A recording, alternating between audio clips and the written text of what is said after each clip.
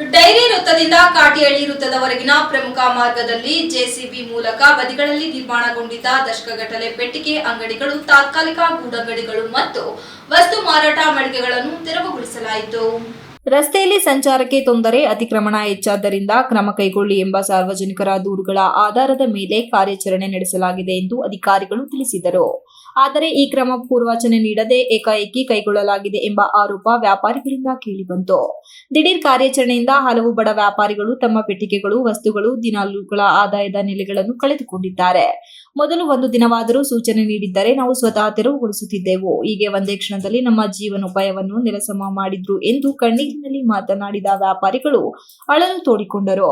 ಈ ಕಾರ್ಯಾಚರಣೆಯನ್ನು ಹಾಸನ ಮಹಾನಗರ ಪಾಲಿಕೆ ಆಯುಕ್ತ ಕೃಷ್ಣಮೂರ್ತಿ ಹಾಗೂ ಇಂಜಿನಿಯರ್ ಕವಿತಾ ಅವರ ನೇತೃತ್ವದಲ್ಲಿ ನಡೆಸಲಾಗಿದೆ. ನಗರದ ಸುಧಾರಣೆ ಮತ್ತು ಸಂಚಾರ ಸರಾಗೀಕರಣದ ದೃಷ್ಟಿಯಿಂದ ಕ್ರಮ ಕೈಗೊಳ್ಳಲಾಗಿದೆ ಎಂದು ಪಾಲಿಕೆ ವಲಯಗಳು ಹೇಳುತ್ತಿದ್ದಾರೆ. ಜೀವನೋಪಾಯ ಕಳೆದುಕೊಂಡ ವ್ಯಾಪಾರಿಗಳು ತೆರವು ಕಾರ್ಯಾಚರಣೆಗೆ ಪರ್ಯಾಯ ವ್ಯವಸ್ಥೆ ನೀಡದೆ ಮುಂದುವರೆದಿರುವ ಕ್ರಮದ ವಿರುದ್ಧ ತೀವ್ರ ಅಸಮಾಧಾನ ವ್ಯಕ್ತಪಡಿಸಿದ್ದಾರೆ. ಕಾಲೇಜ್ ಇದೆ, ಸ್ಟೂಡೆಂಟ್ಸ್ ಇದ್ದಾರೆ, ಸಾವಿರಾರು ಸ್ಟೂಡೆಂಟ್ಸ್ ಓದ್ತಾ ಇದ್ದಾರೆ. ಇವ್ರುಗಳು ಟೀ ಕಾಫಿ ಮಾರಿದ್ರೆ ಪರವಾಗಿರ್ಲಿಲ್ಲ, ಸಿಗರೇಟು ಎಲ್ಲ ಮಾರ್ತಾ ಇದ್ದಾರೆ. ಬಡವ್ರ ಮಕ್ಕಳು ಓದ್ತಾ ಇದ್ದಾರೆ, ಗೌರ್ಮೆಂಟ್ ಶಾಲೆನಲ್ಲಿ ಓದೋದು ಬಡವ್ರ ಮಕ್ಕಳು. ಅಂತ ಮಕ್ಕಳು ಹಾಳಾಗಬೇಕಾ? ಇವ್ರದ್ದು ಮಾತ್ರ ಜೀವನ ನೋಡ್ಕೊಂಡ್ರೆ ಆಗುತ್ತಾ?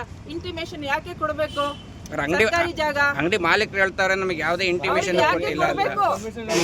ಏಕಾಏಕಿ ಬಂದ್ರೆ ನಮಗೆ ನಷ್ಟ ಯಾರು ತುಂಬಿಸ್ಕೊಡ್ತಾರೆ ಅಂತ ಕೇಳ್ತಿದ್ದಾರೆ. ಅವರನ್ನ ಕಟ್ಕೊಳಕ್ ಹೇಳಿಲ್ಲಲ್ಲ ಸರ್. ಇದು ಯಾವುದೇ ತರಹದ ನಷ್ಟ ಬರಲ್ಲ. ಸಣ್ಣ ಗಾಡಿ ಬೀದಿ ಬದಿ ವ್ಯಾಪಾರಿಗಳ ನಿಯಮಗಳ ಪ್ರಕಾರ ಗಾಡಿ ತಳ್ಕೊಂಬರ್ಬೇಕು, ವ್ಯಾಪಾರ ಮಾಡಕ್ಕೆ ಹೋಗ್ಬೇಕು. ಆದರೆ ಇದು ವೆಂಡಿಂಗ್ ಝೋನ್ ಅಲ್ಲ. ಇದು ವೆಂಡಿಂಗ್ ಝೋನ್ ಅಂತ ಐಡೆಂಟಿಫೈ ಮಾಡಿದ್ವಿ, ಅಲ್ಲಿ ಮಾತ್ರ ವ್ಯಾಪಾರ ಮಾಡಬೇಕು. ಆ ಥರದ್ದೆಲ್ಲ ಬಂದು ಎಲ್ಲೆಲ್ಲಿ ಬೇಕಾದ್ರೆ ಇಡೋದಾದರೆ ರೋಡ್ ತುಂಬ ಬರೀ ಅಂಗಡಿಗಳೇ ಆಗ್ತದೆ.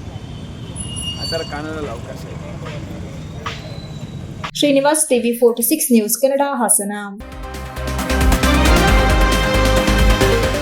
You are watching TV 46 News Kannada.